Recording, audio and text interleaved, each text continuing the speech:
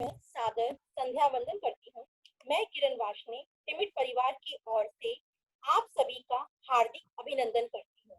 आज की संध्या और भी रोचक और ज्ञानवर्धक होने वाली है, जब आप सभी एक ऐसी महानुभव से परिचित होंगे जो आज हमारे बीच में उपस्थित हैं। जी हाँ, मैं बात कर रही हूँ आज के विशिष्ट अतिथि प्रवक्ता डॉक्टर प्रणव देव। माननीय महोदय झालावाड़ राजस्थान के निवासी हैं। इनकी शिक्षा का क्रम एक उगते हुए सूर्य की भांति है।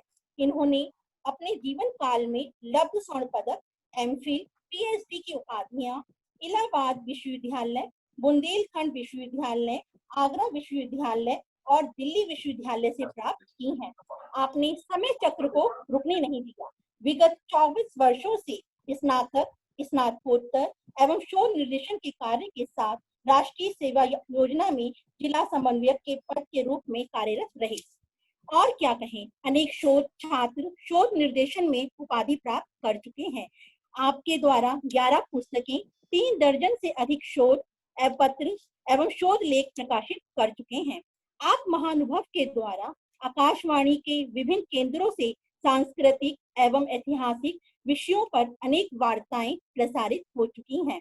आपने अपने वर्तमान जीवन काल में केंद्रीय विद्यालय एवं राजस्थान लोक सेवा आयोग की विभिन्न चयन समितियों में सेवाएं भी दे चुके हैं।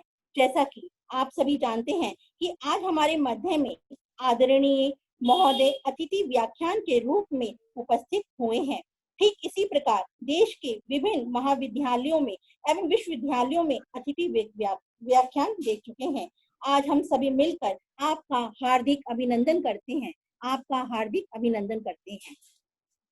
टिमिट कॉलेज की प्राचार्य डॉक्टर कल्पना जैन जी का भी मैं हार्दिक अभिनंदन करती हूँ, जिन्होंने अपने कीमती बहुमूल्य समय निकालकर हमें और हमारे प्रशिक्षुओं को, अतिथि देव को और सम्मान प्राप्त करने का गौरव दिया। जी हाँ, इस कार्यक्रम में मैडम का भी सहयोग अग्रणीय है। मैं सभी प्रवक्ताओं का भी स्वागत करती हूँ, जिन्होंने इस कार्यक्रम में उपस्थित होकर इस कार्यक्रम की शोभा को बढ़ाया, और साथ ही साथ हमारे बीच में उपस्थित सभी प्रशिक्षुओं का भी स्वागत करती हूँ, जो इस कार्यक्रम के केंद्र बिंदु हैं। जी हाँ, इस विचार गोष्ठी में उपस्थित महोदय डॉक्टर प्रणव देव जी से मैं आग्रह करती हूँ कि आप विषय आधारित बदलते परिदृश्य में पर प्रकाश डालें। डॉक्टर प्रणव देव जी, श्रीमान, आपका हार्दिक अभिनंदन है, आपका स्वागत है। आप अपने मंच पर आसीन होकर सभी को अपने वक्तव्य से शुभागृत कीजिए। नमस्कार। उन सभी सदस्यों का आभार जिन्होंने हमें ये ऑनलाइन मोड पर रहते हुए एक महत्वपूर्ण विषय पर विचार करने का अवसर दिया। आज जब लॉकडाउन के उत्तरार्ध और अनलॉक के हम प्रारंभ बिंदु पर बैठे हैं, तो इस अवधि में हम सब ने बहुत सारा चिंतन मनन किया, अपने जीवन दर्शन पर सोच विचार किया। साथ ही साथ जो ये विषय बदलते परिदृश्य में प्राथमिक शिक्षा और शिक्षक प्रशिक्षण की चुनौतियां, इस विषय पर जब मैंने विचार किया तो बहुत सारी बातें प्रथम दृष्टया दिमाग में आती हैं। महात्मा बुद्ध अपने उपदेशों में ये अनेकसा कहते थे कि परिवर्तन प्रकृति का नियम है, अर्थात ये परिदृश्य बदलना तो होता ही है। जो बदलाव है वो किस किस तरीके से हमारे बीच है, इसको लेकर के हमें बहुत सी बातों पर ध्यान देना चाहिए। साथ ही साथ मैं इस बदलते परिदृश्य में जिन जिन बिंदुओं पर बात करना चाहता हूँ, वो प्रमुख रूप से प्रथम दृष्टया कोई भी पढ़ा लिखा व्यक्ति कम से कम क्षेत्र ऐसे हैं जिनमें व्यापक परिवर्तन की आहट सुन रहा है। हम सबको सुनाई पड़ रहा है किस तरह से हमारा समाज, हमारी संस्कृति, हमारी विभिन्न प्रकार की व्यवस्थाएं परिवर्तन के दौर से गुजर रही हैं। जहां तक कोविड-19 के दौर का प्रश्न है, साथ साथ इसको भी अपनी चर्चा में शामिल करता चलूं तो ये समझने वाली बात है कि जैन दर्शन का जो जीवन विज्ञान है उसमें बहुत पहले, मास्क ही कह दूं तो ज्यादा उचित है, पट्टी बांधने का हमें गंभीर चिंतन दिखाई पड़ता है और आज शायद इतने वर्ष बाद ये सार्थक प्रतीत हो रहा है। पूरी दुनिया देख रही है कि मास्क का उपयोग कितना उपयोगी हो गया है। तो जो ये बदलाव हमारी जीवनचर्या में आएगा वो कोविड-19 ने आखिरी बार झकझोरा है कि आप में परिवर्तन हो रहा है और आप अपने को उतनी तेजी से बदल नहीं पा रहे हैं।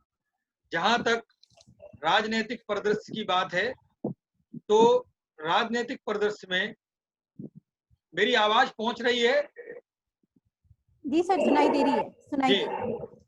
इस राजनीतिक परिदृश्य में जहां तक हम जो अनुभव कर पा रहे हैं कि आजादी के बाद से बहुत सारे जो परिवर्तन आए उसमें 2000 के बाद जो व्यवस्था में परिवर्तन दिखाई पड़ा, विभिन्न राजनीतिक दलों की किस तरह सोच बदली, उनकी जो कार्य पद्धति है उसमें किस तरह का परिवर्तन आया, उनका जो चुनाव का एजेंडा रहता है, मैनिफेस्टो जो रहता है उसमें परिवर्तन आया और साथ साथ उसको चेक आउट सिस्टम में निर्वाचन आयोग में किस तरह परिवर्तन आया। हमने ये पाया कि मतपेटी का स्थान ईवीएम मशीन ने ले लिया। बहुत चर्चा रही विगत दिनों कि किस तरह ईवीएम मशीन का चुनाव वैध है, अवैध है। बहुत सारे राजनेताओं में इस तरह की चर्चा हमें दिखाई पड़ती रही। साथ साथ जरा इनकी जो मैनिफेस्टो इलेक्शन का है उस पर अगर नजर डालें तो नए वायदे, नई व्यवस्थाओं को लेकर के उन्होंने अपने आप को चलाई रखा। जैसे हम ये पाते हैं कि पेंशन का लाभ देना शुरू किया गया, जबकि दूसरी ओर क्या पाते हैं कि जो वास्तविक पेंशन शब्द था वो परिवर्तन हो गया। नई पेंशन स्कीम आई 2004 के बाद, हम सबको पता है, किंतु जनता में नारा दिया कि भाई पेंशन मिलेगी। बहुत सारी पेंशन योजनाएं चली। साथ साथ हम सब शिक्षा से जुड़े हुए हैं, उस मुद्दे पर धीरे धीरे आऊंगा। तो जो हमारे नियंता हैं, जो हमारा राजनीतिक परिदृश्य है वो बहुत तेजी से बदल रहा है। इन पार्टियों की, राजनीतिक दलों की कार्यशैली में हमने ये पाया कि आईटी यानी जो इंफॉर्मेशन टेक्नोलॉजी है उसका किस तरह प्रयोग बढ़ा। व्हाट्सएप ग्रुप बनाना, राजनीतिक संदेशों का प्रचार प्रसार करना और उसको चेक आउट करने के लिए जो भारत निर्वाचन आयोग है वो किस तरह से अपने नियमों से पकड़ने की कोशिश कर रहा है। बहुत सारे ऐप, जब हम चुनाव में काम कर रहे होते हैं तो बहुत बड़ी चुनौती हमारे जोनल मजिस्ट्रेट और सेक्टर मजिस्ट्रेट के सामने होती है कि वो किसी भी तरह की वल्नरेबल प्रैक्टिस को रोकें। और जिस तरह का उस समय सूचना तकनीक के सहारे काम होता है उसको चेक आउट करना एक बहुत बड़ी चुनौती होती है। तो बिना राजनीतिक और प्रशासनिक परिवर्तन के परिदृश्य को समझे हम प्राथमिक शिक्षा और शिक्षक प्रशिक्षण की चुनौतियों को आत्मसात नहीं कर सकते हैं, उनका हम समाधान नहीं खोज सकते हैं। इसी दृष्टि से थोड़ा और आगे बढ़ते हैं। आखिर दुनिया में ये जो परिवर्तन का परिदृश्य राजनीतिक व्यवस्थाओं में दिखाई पड़ रहा है, मैं स्पष्ट कर दूं, अपना देश ही नहीं बल्कि दुनिया के अन्य देशों के राजनीतिक दलों की कार्य पद्धति में भी विभिन्न प्रकार का परिवर्तन आया है। तो इसी सिलसिले में जब आगे हम देखते हैं तो प्रशासनिक व्यवस्था में बहुत सारे परिवर्तन दिखाई पड़े।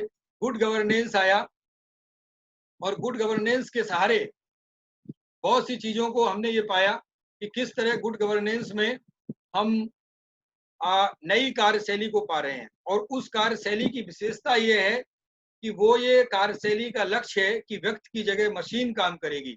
ध्यान दें, गांधी जी का जीवन दर्शन सहज में याद आ जाता है। वो जब मशीन की जगह मनुष्य की बात करते हैं, आदमी की बात करते हैं। धीरे धीरे हमारी बात इसी तरीके से आगे बढ़ेगी। अब इस राजनीतिक प्रशासनिक परिवर्तन के बाद एक बड़ा जो पोर्टल आता है वो आता है आर्थिक और बाजार में किस तरह परिवर्तन आया। आर्थिक व्यवस्था हमारी पूरी परिवर्तित हुई। DBT, direct beneficiary transfer system हमने देखा।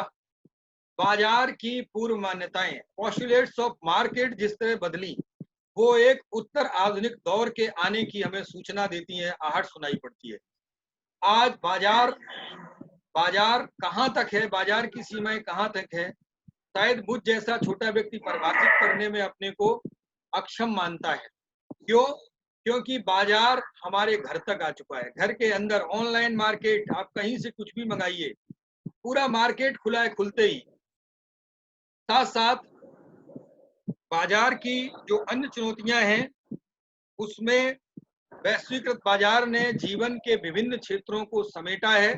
तो जाहिर है हमारी शिक्षा व्यवस्था पर भी बाजार की नजर है। आपको पता होगा बाजार में बहुत सारे ऐप्स बिक रहे हैं जो शिक्षक के लिए एक चुनौती खड़ी कर रहे हैं।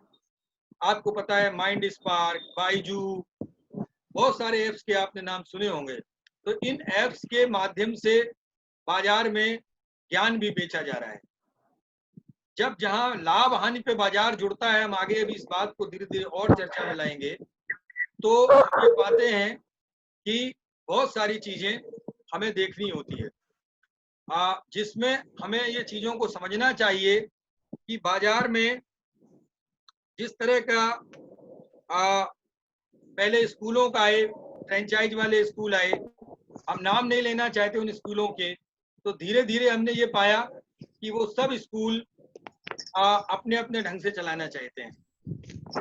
और परिणाम ये है कि बाजार ने न सिर्फ हमारे अन्य परिवर्तन के परिदृश्य के लिए हमें बाध्य कर दिया, बल्कि हम सहज खुशी खुशी उनको अपनाते जा रहे हैं। आगे जो परिवर्तन आ रहा है वो जरा शिक्षा और शोध के क्षेत्र में मैं संक्षेप में बात करना चाहूंगा, क्योंकि मेरे सामने एक बड़ी चुनौती है कि जहां ज्ञान के पुंज शिक्षक वर्ग के लोग बैठे हैं, वहीं तरुणाई युवा वर्ग जो अपना भविष्य सजाने संवारने का सपना देख रहे हैं, वो भी बैठे हैं। तो जरा शिक्षा और शोध की व्यवस्था जिस तरह तेजी से बदल रही है, उस पर भी हमें ध्यान देने की जरूरत है। किस तरह से शिक्षा के क्षेत्र में व्यापक परिवर्तन हमें दिखाई पड़ रहा है। हमारा प्रवेश जो कॉलेजों में होता है ऑनलाइन मोड पर हो रहा है, हमारी जो परीक्षाएं हैं वो ऑनलाइन मोड पर हो रही हैं। जरा इनकी चुनौतियों को मैं बारीकी से जिस दौर से गुजरता रहा हूँ, या मेरे जो विद्यार्थी शोध छात्र आते हैं, अभी हाल में ही नेट के फॉर्म भरे जा रहे थे, सर वो फोटो 4 KB से 10 KB की अपलोड करनी है और रिड्यूस नहीं हो रहा है साइज। सर वो साइन जो है इतने KB का साइन करना है। मैं अभी आगे इन चुनौतियों का वर्णन और करूंगा। फिलहाल अभी जो बातचीत है वो ये कि किस तरह से शिक्षा के क्षेत्र में परिवर्तन आ रहा है। विशुद्ध व्यापारी वर्ग शिक्षा में आया। हम ये बिल्कुल नहीं कहना चाहते हैं कि उसने कोई बुरा किया, उसने भी अपनी तरफ से अच्छा किया, बहुत अच्छे अच्छे प्रयास किए। आज शायद हमारे देश में अगर प्राइवेट सेक्टर जैसे हम निजी क्षेत्र बहुत अच्छी तरह से कहते हैं, वो नहीं होता तो चिकित्सा और शिक्षा के क्षेत्र में हम दुनिया से बहुत अधिक पिछड़ जाते हैं। किंतु ध्यान रखने वाली बात यह है कि इन सब चुनौतियों के बीच हमारी जो शिक्षा व्यवस्था है वो एक ऐसे दोराहे पर खड़ी हो रही है जहां दोनों शिक्षक और छात्र दोनों के हिस्से में बड़े वर्ग में निराशा हाथ लगती है। वो बहुत बार अपने को मायूस और निराश अनुभव करते हैं, जिससे हम ये पाते हैं कि वो उनके सामने बहुत सारी चुनौतियां हैं, लेकिन इनके मूल में क्या है वो अगले पॉइंट पे हम क्लियर करेंगे, अगले बिंदु में। फिलहाल आप ये समझ लीजिए वो युग आजादी के बाद लोगों ने देखा है जब शिक्षक बनने के लिए प्रशिक्षित स्नातक होना भी जरूरी नहीं था। LT और BEd जैसे पाठ्यक्रम बहुत कम लोग करते थे, साधारण में नौकरी BA पास और MA पास को मिल जाती थी। फिर एक युग आया कि जब धीरे धीरे हमने कहा कि नहीं भाई प्रशिक्षित शिक्षक होना चाहिए, तो BEd होना चाहिए, BTC होना चाहिए, या जिसे STC कहते हैं STC होना चाहिए। अब हमें ये चिंतन करना चाहिए कि आखिर क्या मजबूरी ऐसी आई कि हमने कहा कि नहीं, टेट पास होना चाहिए, टीईटी, एनईटी, नेट पास होना चाहिए उस शिक्षा में, प्राथमिक शिक्षा में टेट जरूर होना चाहिए, सी टेट हो, चाहे वो राज्यों की अपनी परीक्षा हो। अभी 5 वर्ष भी नहीं गुजरे थे कि अब ये हुआ सुपर टेट भी होगी, अर्थात राज्य सरकारें अपनी भर्ती की अलग से परीक्षाएं लेंगी। नेट और टेट होना तो अनिवार्य शर्त है, उसके बाद आपको उनकी परीक्षा और उनका साक्षात्कार भी पास करना पड़ेगा।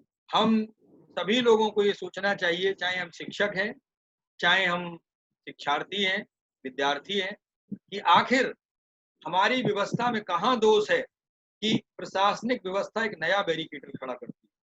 मैं बहुत मायूसी से उस आंकड़े को कोड करना चाहूंगा, अपनी बात को बहुत सरल ढंग से, जितना सरल ढंग से मैं कह सकता हूं उतना सरल ढंग से मैं रख रहा हूं कि कितना जो है समय हम बर्बाद कर रहे हैं।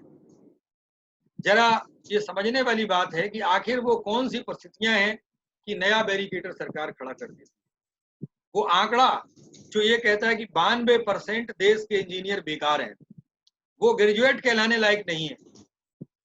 हम उन शिक्षकों को कई बार मॉनिटरिंग करने के सिलसिले में गए हैं सर्व शिक्षा अभियान के तहत, जिन्हें साधारण हिंदी लिखना नहीं आ रहा है और वो बीएड या एसटीसी पास होते हैं, यानी डीएड पास होते हैं। तो आखिर ये एंट्री कहाँ से हो रही है? इसलिए एक टेट जैसी एग्जाम आई कि भाई एक ऐसी स्टैंडर्ड एग्जाम हो, कम से कम राज्य भर का व्यक्ति तो पास हो, ताकि उस पर एक पैमाना, एक स्केल लगाया जा सके। जरा थोड़ा और बढ़ते हैं।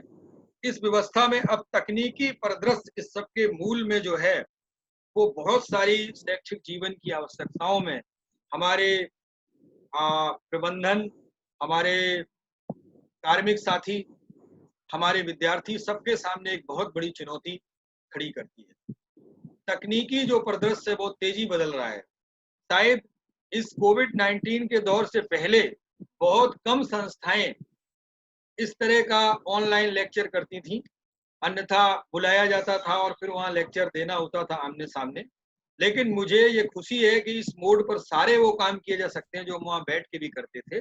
अर्थात मॉडरेटर हमारे मैडम हमारे बीच में हैं, तो वो आपके सवाल चैट बॉक्स से पढ़ के मुझे बोलेंगी, अथवा आप अनम्यूट करके अपने माइक से सीधे भी पूछ पाएंगे, जैसा वो करना चाहेंगी।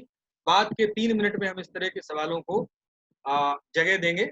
फिलहाल अभी इस बात में जरा सा इस तकनीकी परिदृश्य में साथ साथ एक नैतिक परिदृश्य को भी जोड़ना बहुत जरूरी होता है कि आखिर जो ये सारी व्यवस्था है वो आखिर कहाँ हमारी नैतिकता को चुनौती मिलती है और हमें एक नया बैरिकेटर, एक नया जो है हर्डिल खड़ा होना तो होता है, एक नया बाधा खड़ी करनी होती है कि इसको आप पार करके दिखाइए, तभी आप न्यूनतम योग्य माने जाएंगे, तभी आपको नौकरी मिलेगी।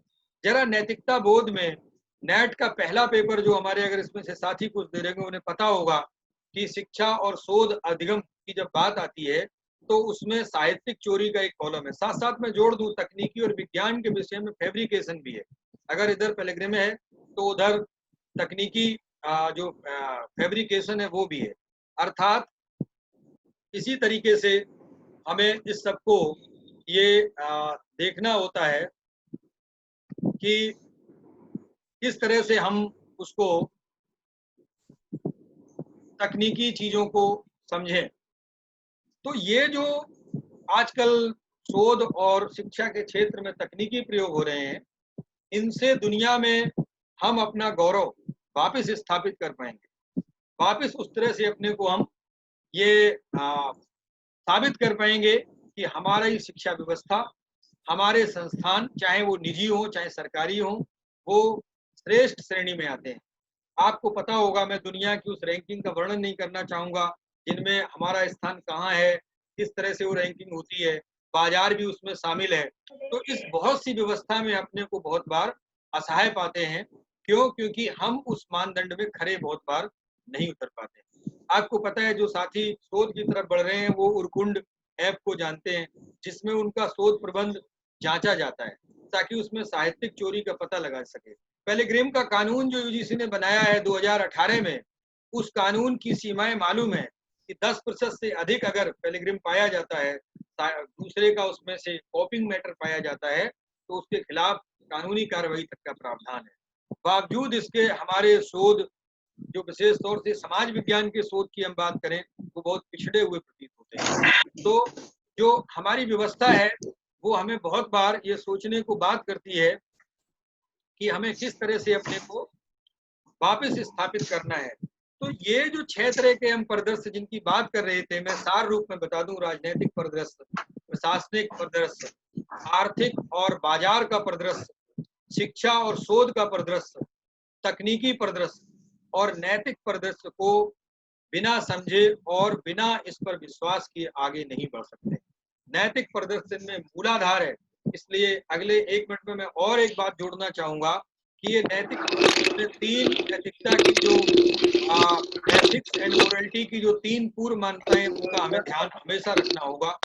पहली मान्यता ये कहती है कि एक आदर्श नैतिक मानदंड, यूनिवर्सल मोरल वैल्यूज, तो इसको दुनिया की बहुत सी विचारधाराएं स्वीकार नहीं करती।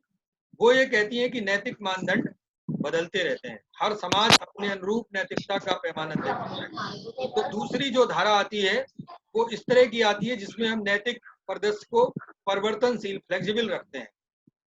अब जरा तीसरा परिदृश्य देखिए जो बाजार से पूर्णतः प्रभावित प्रतीत होता है। वो परिदृश्य कहता है कि वही नैतिक मानदंड हमें स्वीकार होगा जिसमें हमें लाभ अधिक होगा, हानि कम होगी।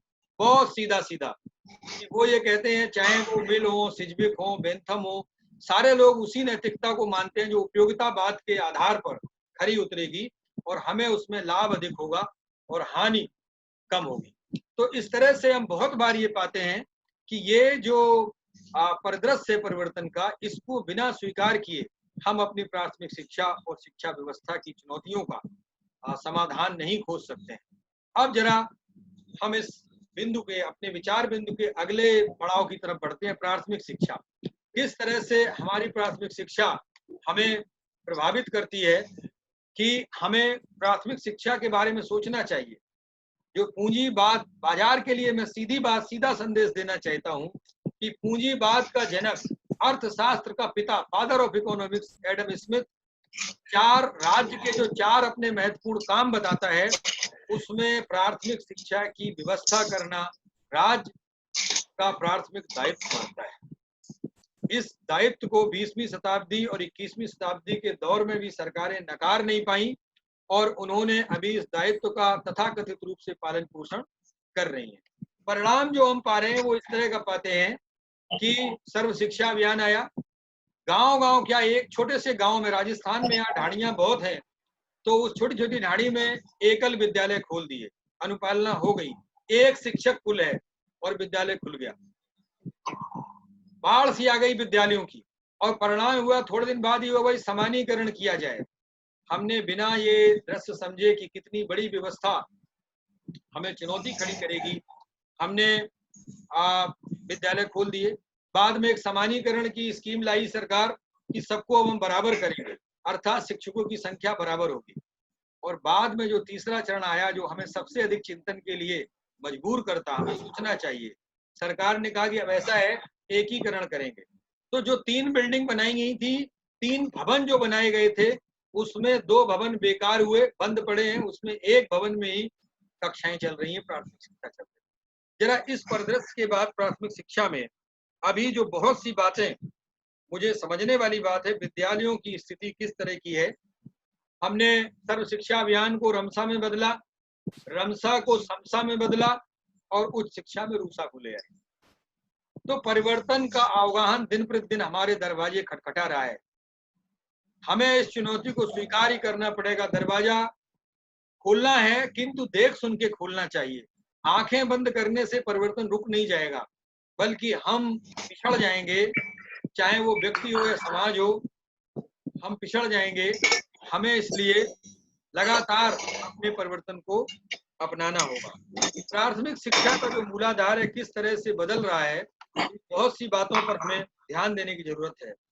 निश्चित समय सीमा में मुझे अगले बिंदु की तरफ भी बढ़ना है, किंतु हम उन विद्यार्थियों के लिए जरूर कहना चाहेंगे, अपने प्रिय छात्र छात्राओं के लिए जो शिक्षा की तरफ बढ़ना चाहते हैं, कि वे नौकरी पाने की बजाय नौकरी देने वाले भी बन सकते हैं। अर्थात प्राइवेट सेक्टर आपको बुला रहा है, या राजस्थान में बहुत सी स्कीमें हैं जो राजस्थान सरकार ने खोली है। 25 लाख से लेके 1 करोड़ तक का अनुदान उन्हें मिल सकता है, बहुत उदार शर्तों पर। इस तरह की स्कीम में उदाहरण के तौर पर मात्र एक स्कीम बता रहा था। इसके अतिरिक्त विभिन्न राज्यों ने भी बहुत सारी स्कीम्स खोली हैं। किंतु जब तक आप तकनीकी रूप से सक्षम नहीं है, तो ना आप एक अच्छे शिक्षक बन पाएंगे और ना ही आप एक अच्छे शिक्षा व्यवस्था के प्रबंधन वर्ग में शामिल हो पाएंगे। अब जरा शिक्षक चुनौतियों पर मैं संक्षेप में बात करना चाहूंगा। शिक्षक प्रशिक्षण की व्यवस्था के प्रमुख रूप से हम 3 भाग पाते हैं, जिनमें जो पहला भाग है वो प्रबंधन वर्ग का आता है, जिसके सामने बहुत बड़ी चुनौतियां हैं। किस तरह से वो अपनी संस्थाओं का वित्तीय पोषण करे, किस तरह से राज्य सरकारों के उन कठोर नियमों का पालन करे जिसको करने में प्रायः वो लाचार होते हैं, किस तरह से वो विश्वविद्यालय के नियमों का पालन करे, किस तरह से एनसीटी यूजीसी के नियमों का पालन करे, एआईसीटी जो टेक्निकल एजुकेशन के लिए उसका नियमों का पालन करे। तो इन सब चुनौतियों के बीच भी अगर वो महाविद्यालय, शिक्षक प्रशिक्षण विद्यालय चला रहे हैं, महाविद्यालय चला रहे हैं, तो ये अपने आप में बहुत बड़ी बात है। तो हमें इस बात को उनको धन्यवाद देना चाहिए इस बात के लिए कि विभिन्न चुनौतियों के बीच भी चला रहे हैं। और साथ साथ ये भी उनके लिए एक बहुत बड़ी चुनौती है कि वे बाजार से आए हैं। पूंजीवाद का एक सीधा सिद्धांत है लाभ और हानि का, तो किस तरह से अपनी संस्था को लाभ में चलाएं। आज सरकार भी कोई चीज हानि में नहीं चलाना चाहती है। हमारी जो वीसी वीडियो कॉन्फ्रेंसिंग होती है उसमें लगातार ये होता है कि भाई आप किस तरह से अपने को मैनेज कर रहे हैं। तो इस तरह से ये जो प्रबंधन वर्ग की चुनौतियां हैं उनमें बहुत सारी चुनौतियां वेतन और योग्यता को लेकर के भी होती है। उचित शिक्षक की खोज उन्हें करना बहुत बार कठिन होता है, क्योंकि मैं पहले ही कह चुका हूं कि 92% जो लोग हैं वो बहुत बार उस तरह से काबिल नहीं होते हैं जिनसे योग्यता की जरूरत है। आप सहज अनुमान कर सकते हैं देश में बहुत सारे लोग बीएड पास होते हैं, किंतु जो सीटेट है बहुत कम लोग पास कर पाते हैं। जो प्राथमिक शिक्षा वाला उसी में जो पहला लेवल है उसका वो बहुत कम लोग पास कर पाते हैं। तो इन बातों को हमें समझना होगी। स्टाफ की चुनौतियां अपने तरह की हैं। उन्हें उस चुनौतीपूर्ण व्यवस्था में अपने को समायोजित करने की चुनौती है। उनकी एक सार्वजनिक स्वीकृत हो कि वे भी शिक्षक हैं, उनको मान सम्मान का एक बहुत बड़ा इशू उनके सामने बनता है। प्रबंधन वर्ग कई बार जिस तरह का व्यवहार और बर्ताव करता है, निश्चित ही आंखें भर आती हैं। समाचार पत्रों में आए दिन ये खबर आती रहती है कि अमुक तरह की समस्या शिक्षक के सामने आई, एक छोटे से नोटिस पे निकाल दिया, एक छोटी सी मिसकॉन्सेप्ट की, कोई उनके बीच में मिसअंडरस्टैंडिंग हुई और शिक्षक को बाहर कर दिया। तो इन सब व्यवस्थाओं पर हमें सोचना पड़ेगा, और जब तक इन व्यवस्थाओं को हम सोच नहीं पाएंगे, हमें नहीं लगता है हम चुनौतियों का सफलतापूर्वक सामना कर पाएंगे। अब जरा अपने प्रिय छात्र जो बहुत बड़ी तादाद में हैं, उनके बारे में हमें सोचना पड़ेगा कि वो किस तरह से अपने को समायोजित कर रहे हैं। जरा बड़े छात्रों से कई बार पता लगता है साहब आना ना पड़े और डिग्री मिल जाए, ना आने का पैसा ले लें। ये जो अनैतिक अभ्यास है, ये जो बुराई धीरे धीरे जड़ पकड़ती जा रही है, हमें इससे निपटना होगा। और बिना हम अपने स्वास्थ्य की, इस मानसिक स्वास्थ्य की देखभाल किए कुछ भी हासिल नहीं कर सकते हैं।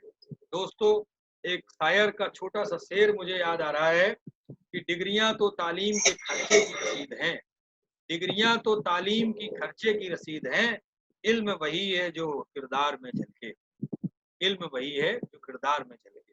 अर्थात आप वास्तविक रूप से इतने सक्षम बन जाएं तभी संभव है। अब जो समस्या है वो अधीर स्वभाव की छात्रों की, और छात्रवृत्ति साल ही लक्ष्य रहता संस्था हमारी छात्रवृत्ति देगी या नहीं देगी, हमारी अटेंडेंस शॉर्ट तो नहीं कर देंगे सर या मैडम। तो इन बहुत सी चुनौतियों के बीच हमें रास्ता सोचना पड़ेगा। फीस का जो मुद्दा है वो भी छात्रों के बीच में हमेशा खटकता रहता है, तो हमें मिल बैठ करके एक दूसरे के लिए रास्ता बनाना पड़ेगा। अंत में 2 लाइनें हमें मैथिली शरण, राष्ट्र कवि मैथिली शरण गुप्त की याद आती हैं। सबके हृदय में सर्वदा संवेदना की चाह हो, हमको तुम्हारी चाह हो, तुमको हमारी चाह हो। मैं एक बात जरूर चाहूंगा, अगर ये तकनीकी हमें आगे अवसर मिले अभी, तो जो छात्र छात्राएं अपनी समस्याएं पूछना चाहते हैं, इनको कोई इस व्याख्यान में जिज्ञासा है, कोई प्रश्न है, तो वो सादर आमंत्रित हैं, वो पूछ सकते हैं। धन्यवाद।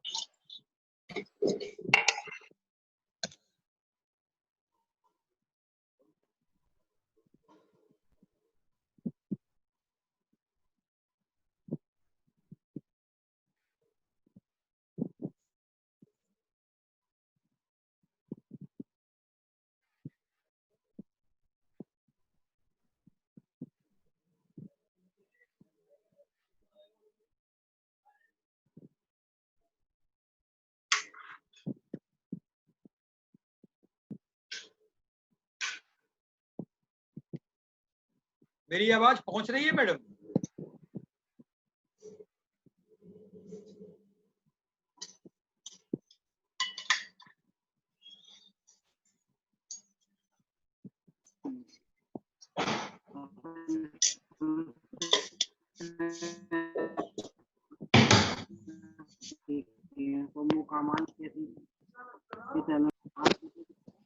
जी, आवाज साफ साफ नहीं आ पा रही है, प्लीज मैडम थोड़ा सा मॉडरेट करिए।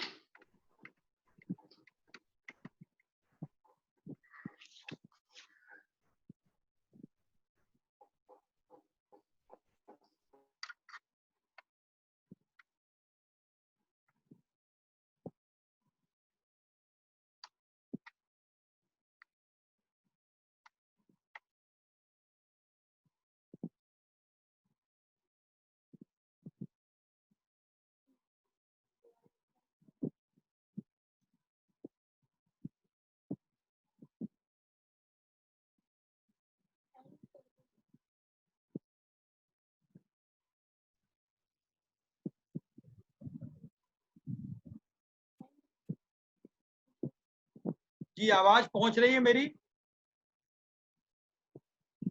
मुझे भी आवाज नहीं आ पा रही है जी। मुझे तो आ रही है आवाज, आई गेस जी जी हाँ, अब मुझे आई। आ रही होगी। जी, जरा पूछिए प्रश्न।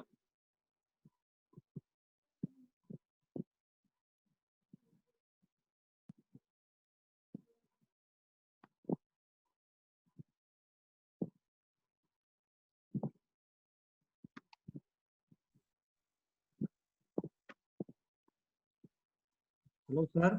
जी हाँ, आवाज आई। यस, योगेश कुमार जी की आवाज आ रही है सही। हाँ सर, मैं चाहता हूँ कि सर जो ग्रामीण बच्चे हैं जो ये चीज नहीं ऑब्जर्व कर पाते, कंप्यूटर कैसे चलाना है किस प्रकार से, तो इनके लिए कोई एडिशनल भी ऐसी क्लासेज होनी चाहिए, ऐसा स्किल डेवलप किया जाए सर। बिल्कुल बिल्कुल, आपने बहुत अच्छा प्रश्न पूछा है। ग्रामीण बच्चों के बीच में हम भी रहते हैं और आश्चर्य होता है कि पीएचडी करने वाला बच्चा एक ईमेल में अटैचमेंट नहीं कर पाता है, एक वो जो है पिक्चर का साइज छोटा नहीं कर सकता। जो मैं उदाहरण दे रहा था कि सिग्नेचर अगर 5 KB से 10 KB के बीच का चाहिए और उसके जो कागज पर सिग्नेचर किया वो 20 KB का है, तो रिड्यूस नहीं कर पाता है साइज। तो बहुत इस बात पे मैं आवश्यकता देना चाहूंगा और ये कहना चाहूंगा कि निजी हो, क्षेत्र हो, चाहे वो सरकारी संस्थाएं हों, अनिवार्य तौर से कंप्यूटर की शिक्षा देनी चाहिए। और सरकार ने जो दी भी वो उस तरह की दी, एक जस्ट एक फॉर्मेलिटी टाइप की हो गई। तो मैं समझता हूँ जो निजी क्षेत्र के महाविद्यालय विश्वविद्यालय हैं वो अपनी व्यवस्था में गंभीर होते हैं और अच्छा प्रयास करते हैं, वास्तविक प्रयास करते हैं।